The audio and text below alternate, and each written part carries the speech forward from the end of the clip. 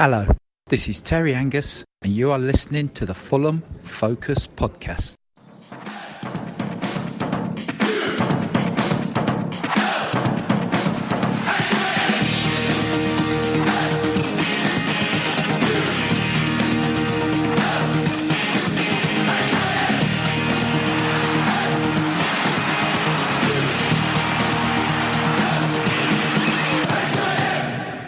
Fulham.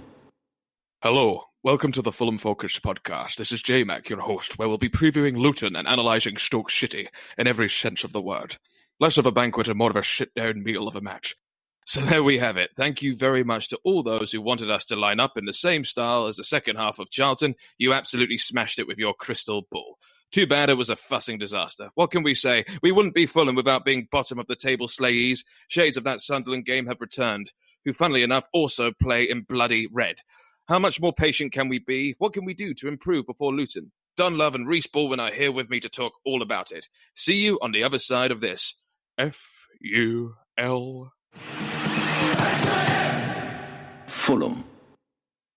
All right, guys, so let's talk about Stoke. Well, I think the first thing that we need to talk about is, obviously, as I alluded to in the intro, is the lineup.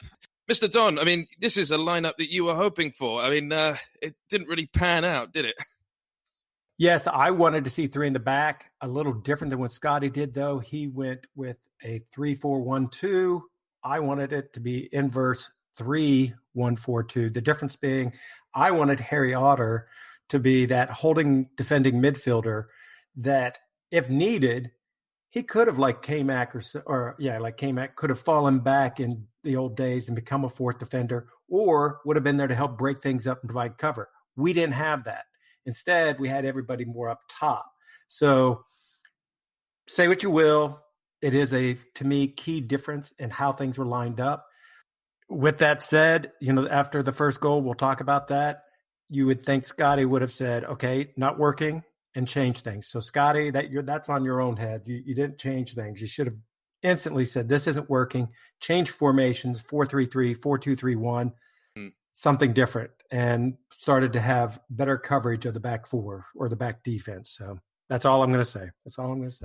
No, fair enough, mate. And look, Mr. Rees, what were your thoughts when you saw it? I mean, Joe Bryan at left centre-back, this seems to be the really hot topic here. I mean, to expect him to become a full-back to centre-back transformer of the Kyle Walker variety for England was asking a bit too much, don't you think?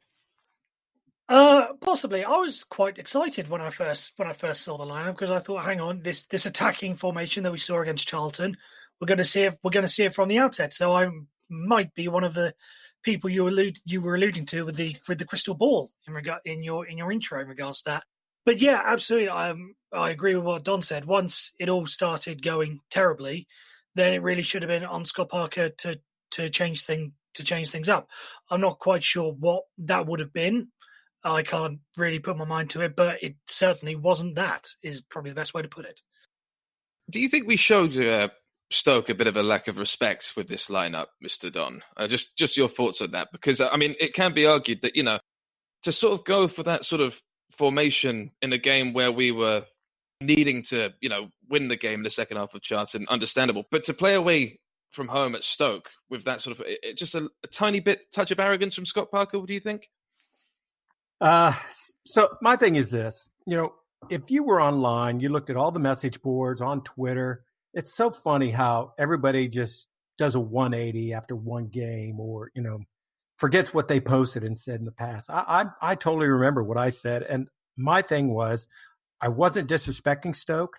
I just figured, look, they're at the bottom of the table. Yeah, they won that one match, okay, in the last minutes against Swansea. It wasn't like they were, oh, my God, that whole game or anything. So why not go there and go for it? If, like I said, it doesn't work, that's when you got to have the tactical know-how. Okay, I got to change things up so I can fortify this and make things better. We didn't do that. So that's the only thing, again, I'm going to say Scotty did wrong and was naive about. I will not blame him. I know everybody else does, and it's all over the message boards. Everybody already calling for his head and everything like that. But I'm sorry, it worked against Charleston. I know it was at home. I know we were going to Stoke. So what? I still think it was the right idea. At least try it. We've got enough attacking players that I do think it could work.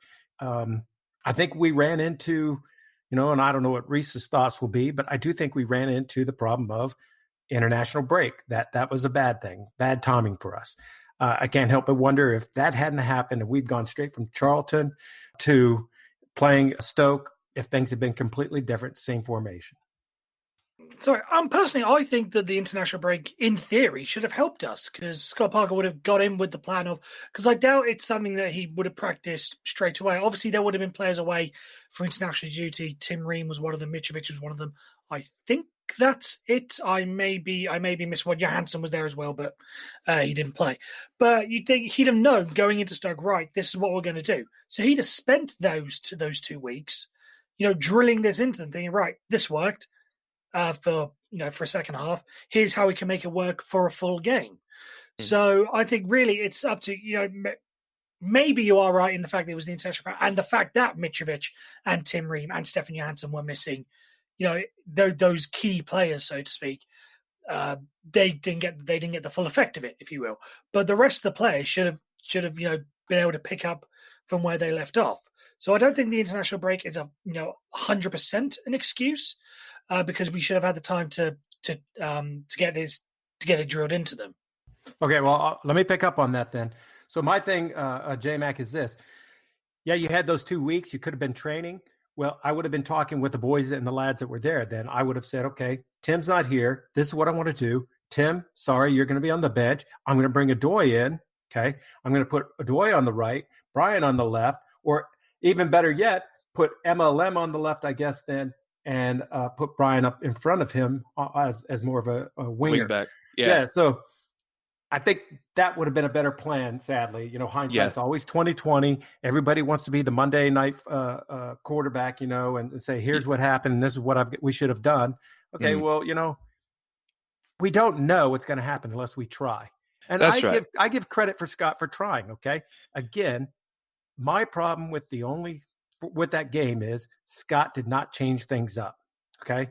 And everybody, I've even seen online, if this had been Slav's team, he would have solved everything. We'd been rolling by now. Bullshit. Okay. And here's why. Slav always started slow. Every season he started slow. That's what got him canned in the Premier League. Okay. So don't tell me, he'd have been rolling and we'd have been all in the top 2 or going for promotion right out of the gate.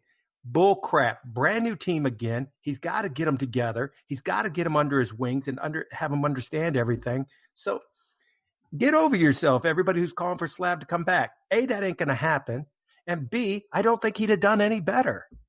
Yeah. Well, God, I love it when Don gets like this. This is great. But I mean, look, the thing I've got to say, I think you're right. I think Joe Bryan should have been more of a wing back, and having MLM as a left centre-back would have made a lot more sense. I mean, I think maybe there is a possibility, this is just a little feeling that I have, that Scott Parker is preparing a 3 at the back situation, maybe in case for Michael Hector when he comes along, so he can fit all 3 of the best centre-backs he has into one type of system. Maybe. But maybe I'm completely wrong there. That could be something that he's at least thinking about in the future with January. But there's this tweet that I want to say, because what Scott Parker is criminal of in this game is not playing to the system, is playing to the players. And a tweet that I saw is, and this is from Les Wyatt on Twitter, so take a bow. His quotes are, absolute lunacy to deviate from the 4-3-3, 4-2-3-1 against a team who plays 4-2-2. Like a manager who wants to shoehorn all his best players into the team instead of implementing a system and picking the round pegs in round holes, so to speak. Today was shocking. And that, for me, is exactly the situation we have, because Bobby Dazzler, Reed, is being accommodated too much. I don't think he should have been put in that lineup. And I think it's now the time to actually, do you think we just say he needs to be a substitute? While Tom Kearney isn't injured and Cavallero isn't injured and Mitrovic isn't injured or tired, he should be on the bench. What are your thoughts on that, Mr. Rees? Yeah, absolutely. I agree with you. I think there is, trying to shoehorn in Bobby Reed in a system that I don't think really works. Does anyone really know what his best position is? Is it up front on his own? Is it as a number 10? Is it? I can tell you what his best position is, because I went onto his stats. The season where he absolutely killed it for Bristol City, 38 games, he scored 18 goals and 5 assists. His position is attacking midfield, so in a Tom Cairney number 10 role just behind the striker. But he also played 10 games, scored 2 goals and 3 assists as a centre forward. His best positions are attacking midfield and centre forward. He has played left midfield before, and he has looked quite effective by it, especially in that Reading game. But while we have Cavallero and Knockout, it's just not going to happen. So I feel like Bobby Dazzler is a fantastic prospect, but I feel we've scattergunned this again a little bit. What do you think, Mr. Don? I kind of agree, and I kind of don't agree with that. So my thing is, again, Bobby Reed, in my mind, has 2 distinct ways that he should be played. Either one, if Tom is hurt, he plays for Tom, or he comes off the bench for Tom and plays for number 10. Or we play kind of more of an old-fashioned 4-4-2 type of style, and he's playing off the shoulder of Mitro. I think he's an excellent supporting player, and he could be excellent at playing off of Mitro. Okay, so I don't think we're trying to fit him in. My problem was in the midfield, in the 4 that Scotty set up, he was trying to fit in Harry Alter with Mr. Reed. Harrison Reed. That, for me, does not work. And I think we've seen that in multiple games now. So for me, that is the, putting the square pegs in the round holes. That ain't going to work.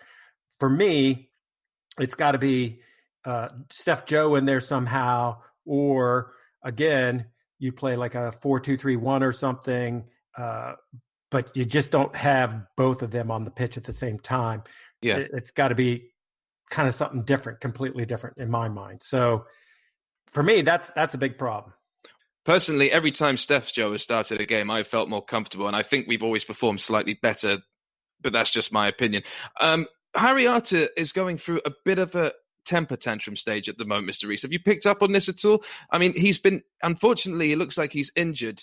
We don't know how serious the injury is. It seems like Scott Parker was a bit worried, but he has this attitude problem at the moment, and I'm worried that this is something that is quite very damaging to the feel of the team at the moment. What are your thoughts on that? He just seems like he's a bit of a loose cannon again. I'm assuming you're talking about when he sort of shouts at Bettinelli during the first half. I'm assuming points the 2 fingers at him. Yeah. Exactly.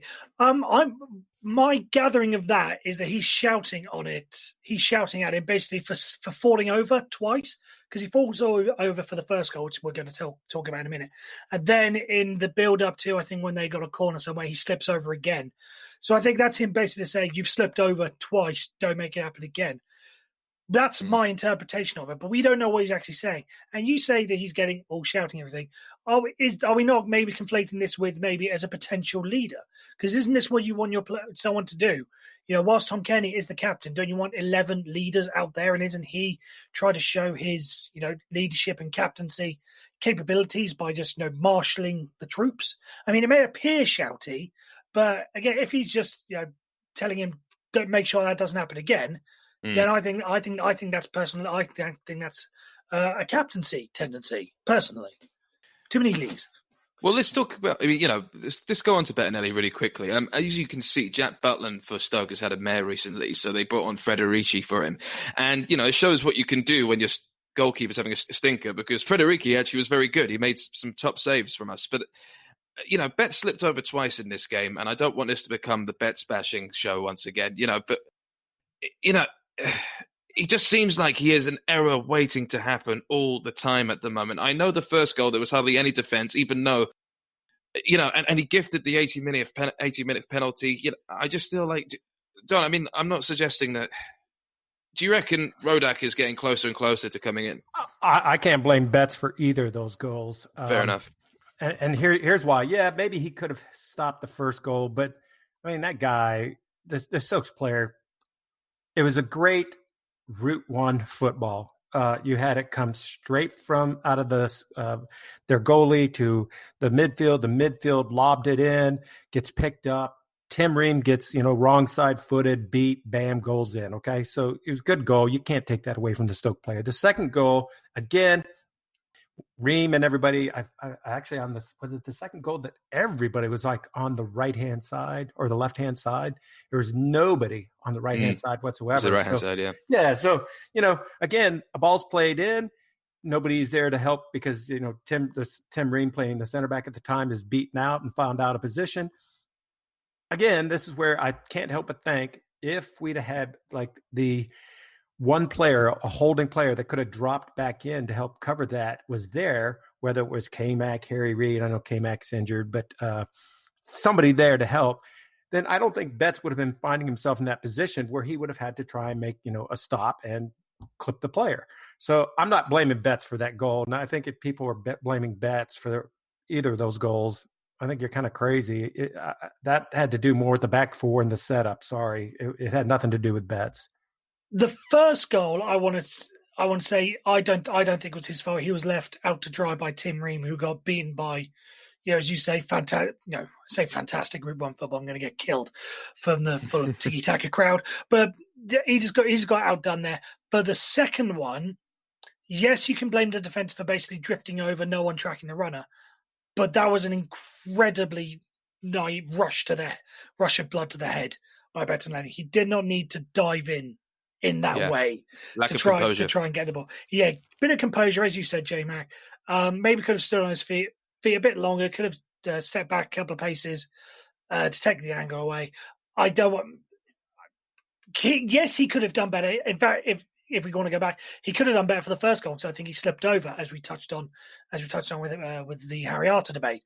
So maybe he just should have a longer pair of studs, personally. So maybe it's his boots' fault rather than his goal. But I will say, back to your point, Jmac, I do think it is getting very, very close to either Rodak or some other option. Dare I say, Fabry. If you want to say that Betts should have kept his composure, then the only thing you can say there is, yes, he should have, instead of laying out flat, sliding like he did, he should have just come out and make himself big. Just sitting there waiting for the person to come at him, though, is not an option. And anybody says that, he's got to sit back and he's got to wait, keep your composure. No, he has to come out and make himself at least big. Yeah, not sit back and not stay on the line. Otherwise, it's a blatant 1-on-1. I just say a mix between the two. Now, you say make yourself big, but don't stand on the line waiting for someone to come at you. But at the same time, don't go diving in like that. Fair enough. And look, going back to what you said with Fabry, I feel like Fabry's on loan for Mallorca, so we'd have to recall him back if we actually wanted him. So, I mean, you both said how it's just classic Route 1 football for their opening goal. And, if there was ever an advert needed to show off what the championship is like, my God, it was that. But it's just all down to that formation, isn't it? I mean, Joe Bryan getting just swerved past, it just isn't a left centre-back. But the other, like you said, Don, the other defenders had a bit of a problem. I mean, Mawson and Ream just didn't look on their game. Do you think Ream's having problems after that Canada game? He's gone back to his old, slightly dodgy ways? I think there are a couple of different things that are wrong with the team, and it's not just the formation.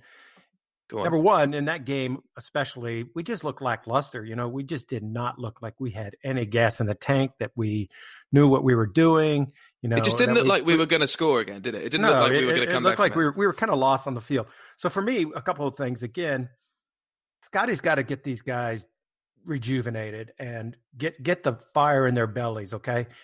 And for me, and I keep saying this over and over, you can play pretty football, tippy-tap all you want, but unless the end product is there, something's wrong, okay? And if you look at our stats continuously, we are 70, 80% possession. Every week, yeah. I don't know, 10, 12 shots on target by the end of the match and 0 to maybe 2 goals, okay? Well, something's wrong there. If we're getting that many shots off and they're on target, we've got to finish those and get those in somehow, okay? And that's where Stoke just got us. They had, what did they have? 20% tops, 15% tops possession. And if you stop and think about that, maybe out of that percentage, I'll bet you 5-10% maybe tops was in our final third. So 22.1% possession. Their conversion rate in that game to get 2 goals was awesome. If you think about the amount of time they had on the ball versus the amount of time we had, we're not getting that ball in the back of the net. So we've got to start changing things up. And my first thing I want to change up is intensity. I really, really want 1-2 quick passing. No more just sitting in the back and we keep passing it square, waiting for something to happen, okay? Take a chance. Do something. I loved when there was one point where both Tom and Brian took a chance, and I want to see more of that. Brian, I think, just barely – I really thought actually the keeper tipped it over the bar, but Brian just barely missed the top 90 corner. And then the other one was Tom turned, quick shot. It got deflected, went wide to the left. I want to see that kind of stuff more often. If we don't start seeing more of that, we're not going to have many more chances in the box or scores or goals and stuff like that. So, got to start changing outside the area. That's what exactly more thunderbolts. And more Cavallero. Yes. Right. Exactly. Well, that's interesting. I mean, Reese, we have got the best squad in the league. I know everyone says it. It's a biblically, but we definitely 100% do. What would you do to change things? Because I'm starting to think it's not actually the attackers. It's something going on in the middle. We do not have the same beautiful feng shui sort of movement that we had between Jmac, Johansson, and Kenny. There is just something that needs to be worked on there, and I think that's where the problem lies. What are your thoughts? Well, personally, I disagree with you with the best squad in the league. I think we've discussed this on the WhatsApp group. I personally think it's Leeds, and they're going to show it this season. But in regards to the midfield, yeah, there's just doesn't seem to be any cohesion because there's no cohesion from the players. Stefan Johansson's in and out the side. Harry Arter's in and out the side. Harrison Reed is in and out the side. The only consistency is Tom Kearney. Yes. So go back to the Championship promotion season. It was Jmac holding, Stefan Johansson in the middle, Tom Kearney slightly further up. We knew what that was. Can you honestly say going in on a week-to-week basis, you know what the Fulham midfield is going to be? Yeah. You can't, really. Barring injuries, of course. So the fact that we don't have any consistency in the midfield in terms of team selection, that's what's holding us back. Once we get a consistent team together, then things are gonna start looking a little bit better. Well, I mean, look, the highlights of the second half, there was a long shot chance from Harry Arter after a free kick, almost went wide. Cavallero had a near miss. Bobby Howler, obviously Bobby Dazzler Reed just completely misses another shot. Fucking surprise. Brian hits the crossbar and Kearney assisted Mitchell with a header, and the header is well saved near the end of the game. I guess what I'm basically asking is, there were signs of a very inexperienced manager on Saturday. It was a tactically awful day for Scott Parker, and there are so many excuses we can basically give to him by saying, oh, well, it's not his fault, he's missing the chances. But we constantly have all this possession and zero chances.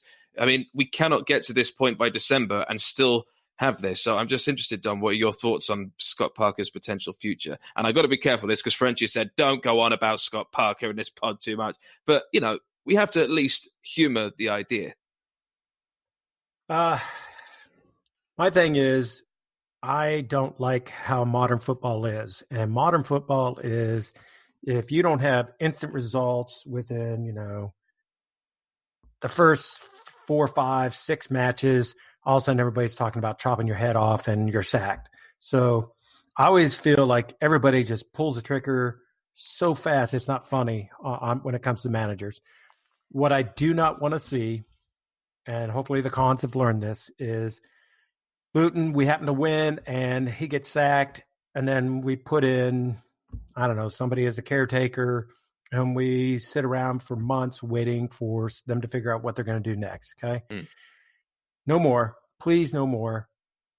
If you're going to sack somebody, make sure that it's not until you have a plan A in place and a plan B ready to roll if plan A doesn't work. So I think Stoke was a bump in the road, and I'll bet you I could see us actually turning things around and us going on another run of, not losing, winning, drawing, because I think Scotty hopefully has learned his lesson, and he will, start realizing, okay, I got to start pulling the trigger quicker and doing things different. So I think he's still got a while. Who knows? I could tell you his job has just got a little bit safer because as we record at 8:45 in the evening, Gary Rowett's just gone to Millwall. Oh, really? Actually, that suits him to a T. So that has made his job just a little bit safer. Yeah. There's one less threat out What there. about what is his name? Chris Houghton. Chris Hughton. Yeah, look, we're not going to go for Chris Hughton. I mean, I think the Khans would only go for Chris Hughton if things were. I mean, hiring Chris Hughton now would be the same sort of situation as Ranieri. Not because our defense is terrible, but because it is such a different change in style that we could really struggle. But then again, the arguments are for Hughton is that he has worked with certain players, Anthony Knockhart, that actually got him promoted from Brighton. So who knows? Who knows? Reese, terrible day for Scott Parker. I'm sure he will learn. What are your thoughts about him? I mean, we all need to get a grip, don't we, really? Yeah, I more or less echo what Don said because unless there is a coherent plan in place and, as Don says, a plan A and a plan B, then we shouldn't be changing it. I don't want to be Parker out just because, for the sake of it, for the sake of one game. I want to give him time. I know MJG, our former colleague who does fantastic work on Twitter, said he basically wanted a result or to find out where we were after the Birmingham game, which is the game before the next international break, which I think is fair.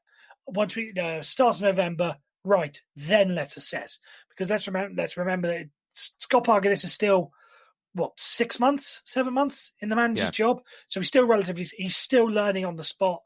I still do have my reservations on whether or not we should have got him in the first place, but no, that's not for now. I don't want to be too antsy on Scott Parker just yet. That's fine. I just got to say, when people say, I didn't ask for Scott Parker, which a lot of fans tend to say, it's like, well, you never asked for any manager. You get what you're given. So, I mean, whenever has it been a democracy for what manager you want? It's not sort of like a ballot paper that comes out to every Fulham fan. It's sort of like, which manager would you like? It's when people say that, it really grinds my gears for some reason. But yeah, with Parker, I think he does need time. I think he will certainly be given time. However, it is a very odd season to give a manager a project in time when he's got all these loans that he needs to keep for us to get, promoted. So, it's sort of like it's a bit of a paradox because he is going to be given time. He is developing a system and a project here, but at the same time, if we don't get promoted, we'll lose all the players, and I think the Khans will do something rash again. Anyway, that's just my thought. Don, what would you give Parker out of 10 for this complete pot of shit? So I'm not doing bomb basement rating on him. I'm going to give him down the middle, 5. I give him a 5 because I'm sorry, he tried a formation. I give him credit for having the guts and the courage to do that. Where he messed up, again, for the 100th time, what I say is he needed to change things, and he needed to change things very quickly once the first goal happened. So for that reason, I give him a 5. All right. And for you, Mr. Rees? Similar sort of lines, but at the same time, I don't care. It's a difficult league. Anyone can beat anybody. The fact that Stoke were bottom of the league and have conceded the most goals this season, and we couldn't even get one, he gets a 4 for me. Yeah, I think I'll go lower. I'm just going to give him a 3 for this one, but I believe he will learn from this, and I believe we should be fine for Luton. But we'll talk about that after this. Fulham. Okay, so Luton, guys, under the lights, Wednesday evening. I think I'm going. How would you line up? I mean, I imagine back to 4-3-3 for this one, Mr. Rees. I mean, it's got to be after that shambles. Yeah, you would hope, but then again, now everyone's going to be calling for a 4-3-3, just like we were all calling for the 3-5-2, 5, whatever you want to call it. So maybe not the best to sort of start demanding formations right now. But yes, back to what we know. Still maintaining an attacking sense in a way, because Luton are there. They're a decent side, but they're still there. They just beat Bristol City 3-0. Yeah, exactly. They're no bums in that sense, but yeah, absolutely, we have to maintain some level of attacking philosophy in there. But go back to 4-3-3. Stick with what we know. 4-3-3. Okay, cool. And any certain position you'd like to see tinkered slightly there, Don? Because I know you always like to sort of potentially. I mean, Harry Arter won't be around. I think. Did you say potentially Johansson might be still injured? I think you said in the group. So I read that on one of the message boards. They said the person did not want to tell who he got the information from, that Steph Joe has some type of knock and he could potentially be out for 4 weeks. So I really am knocking on wood here and really hoping that's not true. because I do think, at least this season, he is really proving that he is a key part of that center midfield, both attacking and defensive wise. So my thing, if we're going to tinker with something, and it's not really tinkering, my thing is, we're playing Ivan on the left, and we're playing Knockhart on the right. Well, if we're going to do that, if you've been watching how they play, and if you've looked at their historical way they've played, I want to reverse them. That they should be completely different. With Knockhart on the left, and Ivan on the right, because if we want to see more of those goals that Ivan did for us, in the game that not that long ago, we want to get him back on the right-hand side. And I think it'll help Joe Bryan. Actually, I think has done very well partnering up down that side with Knockhart. So that's my big thing. I think that's exactly right. I mean, I'm so glad you said this because I've got some stats up. And if Ivan gets dropped, or I'm sorry, not Ivan, but if you want to drop somebody, I'm sorry, I still think Bobby has got a lot going for him. Put him on the left-hand side, and Knockhart, can sit on the bench. But those are really my only two kind of changes. I still like Harry Arter sitting back there and helping to clean things up. I think he just gives 100% on the field. When he's done, he looks just spent, and he just is ready to fall down. So I still keep with him. I'm sorry. No, that's fine. But I think Harry Arter might be injured. So in which case you might have Tom Kearney, Harrison Reed, and maybe Josh Onoma on this side for this one on the lights. I don't know. But the thing is, I'm glad you mentioned Cavallero and switching sides, because this is something that I really want to see. Just because I feel like we just need more service for Mitro and more crosses. And with Cavallero's stats for the season that Wolves went up, he was predominantly in his most favourite position. He played 38 games out of the 46 on the right-hand side as a right winger. He scored 8 goals and made 9 assists. That is where his best position lies. So I would like to see, personally, Cavallero swapping at some point, just so we can see if there is any difference there and if we look like a completely different beast altogether. And who knows? I mean, I'd be willing to see if Bobby Reid could actually go down the left-hand side beside of him. But if Knockhart can do that, that's great too. But I would like to see the switch that you mentioned, because I think it would really potentially benefit us. And Luton aren't going to be just sort of sitting back. They're going to be feeling quite in good spirit after that game. So I think they're really going to give it to us. Reece, do you know what my favorite part of New York is? I feel a bad pun is coming on, so I'm going to say no. Staten Island. So now we're going to do some stats. So here we go. I'm going to just read some stats from Mr. Matt Arter. Here we go. So Fulham have won 3 of the last 8 fixtures and have lost the other 2 with 3 draws. The last meeting was way back in 1999 in the FA Cup. The first match was a 2-2 draw at the Cottage, with Fulham winning the replay at Luton. The last home league game was back in 1998 in Old Division 2, which Fulham lost 2-1. And, the recent former players for both clubs, you've got Ryan Tunnicliffe, who's there now. You've got Alfie Mawson, who was there, David Button, Paul Pescasilido, and Corley Widrow. But what I want to ask is, Don, is there anyone from this side that sort of screams out to you that we should watch out for in this game, similar to sort of Gregory in the last game, who really did us in? Well, two players for me. Obviously, James Collins. He's our leading scorer. Currently 5 goals for him. I think we could easily handle him as long as everybody realizes he's pretty much right-footed. So, we just got to keep him off his favorite foot. The other person, is we have a connection with, Ryan Tunnicliffe. That's the one. He's not been doing bad. I think he's leading the way for their possession stats, and has the best picking out of passes and stuff like that. So those are probably the 2 I'd kind of keep an eye on and want to make sure that I could kind of keep out of the game as much as possible. Again, this is where if Steph Joe's not in the game, we're going to miss him, because I'd be telling Steph Joe, hey, a little niggly on that one, okay? And Reece, what are your thoughts? What screams out to you from the Luton squad, or potentially some stats that have been given to us by the wonderful Matthew Arter? My word, a Stefan Johansson versus Ryan Tunnicliffe midfield battle, that would be a sight to see. That's worth the interest of money alone. Personally, basically because of what we were basically because of our struggles against Stoke. It's whether or not we can pick ourselves up in the attacking phase. So I'm going to say the defenders, Sonny Bradley and Matty Pearson.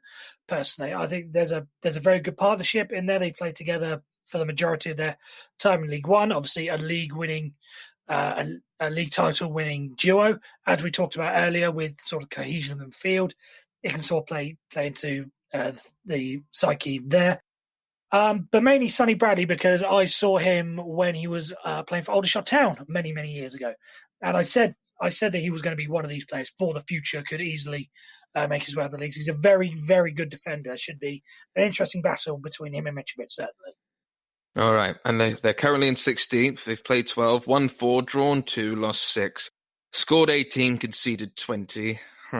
Their average possession per game is 50%, so at least, we'll win that. That'll be a good sort of moral victory for us. But what can I say other than that? 54% of their shots have come from within the 18-yard box. I think it will be quite a close game. I've got a feeling it's going to be quite a surprise, but I have every faith we can actually, get the 3 points here.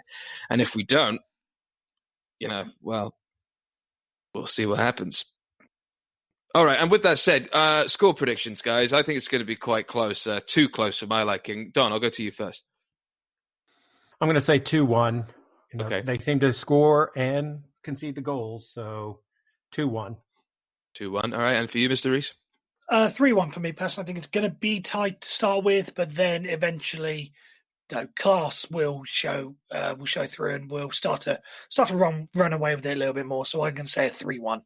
All right, I'm going to say 3-2. I think it's going to be cagey, and I think it's going to be fun, and I think we're going to win, hopefully. And, just hopefully we won't have any more ghosts of Nathan Jones clubs coming to haunt us. All right, guys, thank you very much. Thank you to my lovely co-host. Thank you to all listening. If you like what you hear, please tell your friends about us. We are on Spotify. We are on Apple iTunes. We're on Twitter. We're on all the social media outlets. Please give us a tweet, and if you like us, just keep telling people about it. But for now, stay safe, and see you in a few days.